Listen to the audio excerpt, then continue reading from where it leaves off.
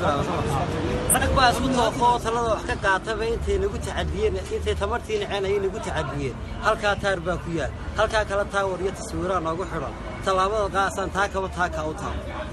waxa weeye anagu bulshada wax nagu shaqeynaa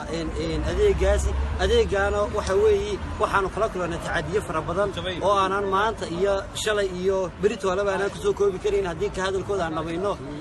sababta ugu weyn ka cabanna waxa weeye darawaladu waxay leeyihiin wala naga casaynayaa sidoo kale